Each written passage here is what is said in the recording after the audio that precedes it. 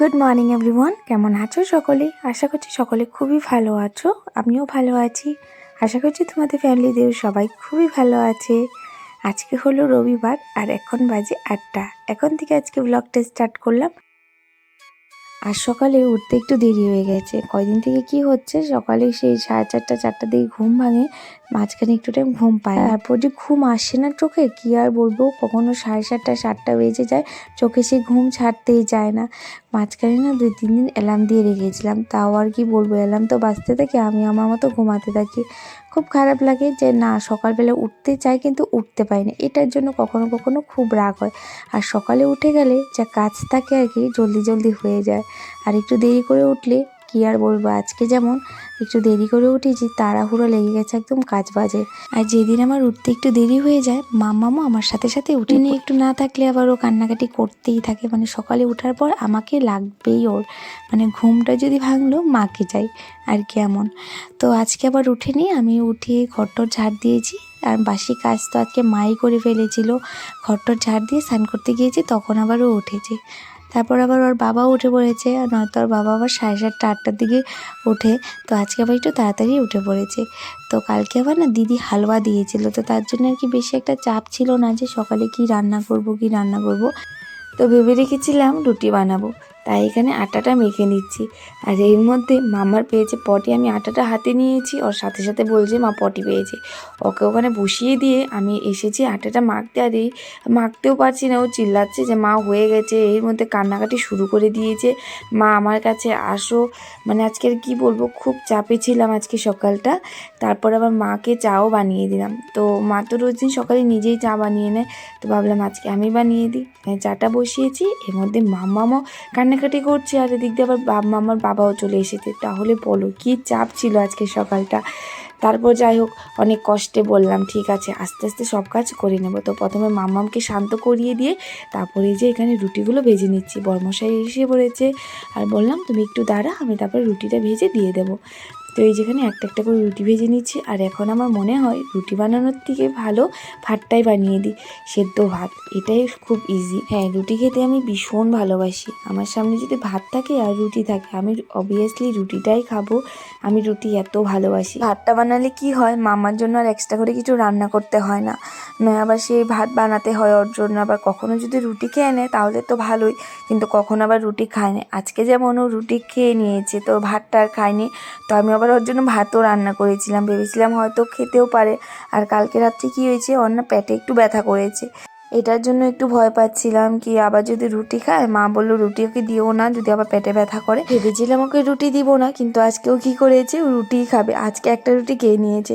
দেখ, তেল ছাড়া একটা রুটি বানিয়ে দিয়েছিলাম। আর আমাদের ঘরে না তেল ছাড়া রুটি আমি আর মাই খেতে ভালোবাসি, আর বরমশাই আর বাবা না একদমই খেতে চায় না। মানে মানে জোর করে আর কি খায়। আর বরমশাইকে তো দিলেও খেতেই যাবে না, একটা খাবে কখনো আধা খাবে, এমন আর কি করে। তো তেল দিয়ে দিলে তাও একটু খেতে। আর এখানে আমি সেই রুটিগুলো ভেজে নিচ্ছি। আর আজকে রুটিগুলো খুব সুন্দর হয়েছে। তো কখনো না আমার রুটিগুলো ফুলতেও যায় না, মানে ভালো করে হয়ও না। আজকে আবার খুব সুন্দর করে ফুলেছে। কোনো দিন এরকম হয় না, দেখতেও ভালো লাগে আর নিজেরও খুব ভালো লাগে। হ্যাঁ, রুটিগুলো কি সুন্দর হয়েছে। আর এই দেখো কি সুন্দর ফুলেছে রুটিগুলো। রুটিগুলো বানানো হয়ে গেছে। আর এখানে দেখো মা দুধের কড়াইটা না একদম কেচে একদম সরগুলো নিয়ে নিচ্ছে। এটা কিন্তু রুটি দিয়ে খেতে ভীষণ ভালোবাসি, মানে আমি কিন্তু ভীষণ ভালোবাসি, মাও খেতে ভালোবাসি, কিন্তু ঘরে যখনই হয় আমিই খাই। আমার মুড়ি দিয়েও খেতে ভালো লাগে, রুটি দিয়েও খেতে ভালো লাগে। এখানে মাম্মাম বলছে কি আমি তোমাকে খাইয়ে দেবো। এখানে দেখো মাম্মাম আমাকে খাইয়ে দিচ্ছে, আর ও আমার সাথে সাথে একটু খাচ্ছে। বললো কি না, আগে তোমাকে খাইয়ে দেবো তারপরে আমি খাবো। এটা কিন্তু ঠিক, মা হওয়ার পর আমি খুব কষ্ট করছি, মানে খুব কষ্ট হয়, শরীরের উপর দিয়ে অনেক ধকল যায়, মানে অনেক কষ্ট হয় কখনো মনের ভিতর থেকে যে হ্যাঁ আমার থেকে হয়তো খারাপ, মানে এই দুনিয়াতে হয়তো আর কেউ নেই, আমার মতো কষ্ট হয়তো কেউ করছে না। কিন্তু এটাও কিন্তু ঠিক, যখনই ওর মুখটা দেখি না আমার যেন সব কষ্টই দূর হয়ে যায়। বিয়ের আগে কিচ্ছু করতাম না আমি ঘরে, কিন্তু বিয়ের পর অনেক কিছু শিখেছি। কিন্তু মা হওয়ার পর এখন তো সে আর কিছু বলার নেই, অনেক কিছু বুঝেছি, অনেক কিছু শিখেছি। আরও অনেক কিছু আছে শেখার, যেটা হয়তো আমি বুঝতেও পারি না, কখনো কখনো আমার থেকে ভুল হয়ে যায়। কিন্তু হ্যাঁ, সব কিছু চেষ্টা করছি খুব ভালো রাখার। আমার কখনো কারো কষ্ট দেওয়ার ইচ্ছে করে না, সবাইকে মনে হয় সবাইকে ভালো রাখি, যেভাবে আর কি সবাই ভালো থাকে তো সেভাবেই থাকার চেষ্টা করি। কিন্তু হ্যাঁ, কখনো এটার জন্য মন খারাপ লাগে যে হ্যাঁ আমি সবাইকে বুঝতে পারছি, কিন্তু কখনো হয়তো আমাকেও কেউ বুঝতে পারে না, এটা কিন্তু কখনো ফিল হয়। বাট তাও অনেক খুশি আছি মন থেকে যে হ্যাঁ আমি কিন্তু সবাইকে খুশি রাখতে পারছি। আমার জীবনে আমি যেটাই ভাবি না কেন সেটা আর আমার সাথে হয় না, এটা জানি না কেন এমনটা হয়। আমার অনেক স্বপ্ন ছিল, যে এখনও আছে, চেষ্টা করছি সেই স্বপ্নগুলো পূরণ করার, বাট জানি না কোনো দিন হবে কি না, কিন্তু তাও একটু হলেও চেষ্টা করেই যাচ্ছি। অনেক কিছু বলে ফেললাম, যাই হোক এখন দেখো এই যে কাজে লেগে পড়েছি। কিন্তু সকালে খাওয়া দাওয়া করে যে বাসনগুলো বের হয়েছিল সেই বাসনগুলো ধুয়ে আমি আমার কাজ যা থাকে আর কি রোজ দিনে সেগুলো আর কি করে নিই। কালকে আমার খাটটা ভালো করে মুছিনি, তো ভাবলাম না আজকে ভালো করে মুছে নিই, কেমন একটা ধুলো ধুলো হয়ে গেছে।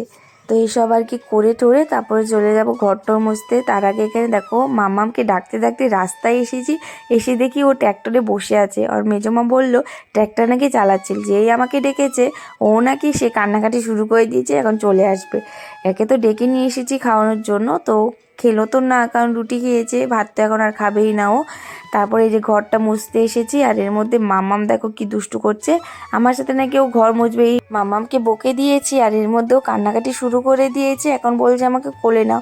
দেখো বকলেও কিন্তু একদম কি আর বলবো, কান্নাকাটি শুরু করে দিলে আর কিচ্ছু করা যাবে না ওকে নিয়ে। তো ওকে একটু থামিয়ে তারপর ঘরটা মুছে তারপরে এই দেখো চলে এসেছি রান্নাঘরে। আর মা সব সবজি টবজি কেটে রেখে দিয়েছিল, আমি এসে রান্নাটা বসিয়ে দিলাম। এখানে করছি চচ্চড়ি, সিম দিয়ে তারপর লাউয়ের ডুবো এইসব দিয়েই আর কি চচ্চড়ি করছি। এই চচ্চড়িটা খেতে ভালো লাগে, কিন্তু ডাল বানাবো আর এই চচ্চড়ি আর করব হলো বাটা। আজকে আর কোনো রেসিপি শেয়ার করলাম না তোমাদেরকে, একদম সিম্পল রান্না করেছি। আর আমার না স্ট্যান্ডটা ভেঙে গেছে, তার জন্য ভালো করে ভিডিও শ্যুট করতে পারছি না। আর এই ভিডিওটাও কিন্তু কয়েকদিন পরে দিচ্ছি, অনেক দিন পর ভিডিওটা আজকে শ্যুট করলাম। তো এই যে দেখো এখানে হলো লাউয়ের পাতা বাটা করছি, এটা বাবা ভীষণ খেতে ভালোবাসে। আজকে রান্না করতে করতেই না আমার মাথাটা খুব যন্ত্রণা করছিল, মানে ব্যথা করছিল আর ভালো লাগছিল না। তারপর মাকে বললাম তুমি আজকে ওকে খাইয়ে দাও, আর আমি রান্নাঘরটা পরিষ্কার করে কাপড় টাপড় উঠিয়ে নিয়ে আসলাম। তার আগে মাম্মামকে কিন্তু ঘুম পাড়িয়ে দিয়েছে, ও ঘুমিয়েও পড়েছে। আর এখন ভাবলাম না কাপড়গুলো ভাঁজ করে নিই অনেক, আর এখন কাপড় আনলে আমি একদম ভাঁজ টাজ করেই রেখে দিই। আগে কি করতাম সোফাতে রেখে দিতাম, তার পরের দিন হয়তো ভাঁজ করতাম, এমন করতাম, কিন্তু এখন আর সেই অভ্যাসটা চেঞ্জ হয়ে গেছে। এখন যখনই কাপড়গুলো মানে রোদ্দুর থেকে নিয়ে আসি একদম ভাঁজ টাজ করে তারপরে একদম রেখে দিয়ে তারপর বাস বসে থাকি। আগে মা খুব বকুনি দিত এই কারণে, কিন্তু এখন আর দিতে পারে না, কারণ সব কিছু ভাঁজ করে নিই। তো চলো আজকে ব্লগটা এতটুকুই। তোমাদের ব্লগটা কেমন লেগেছে কমেন্ট করে বলো। আজকের জন্য টাটা, আর প্লিজ আমাকে একটু সাপোর্ট করো, তোমাদের সাপোর্ট ছাড়া আমি কিচ্ছু করতে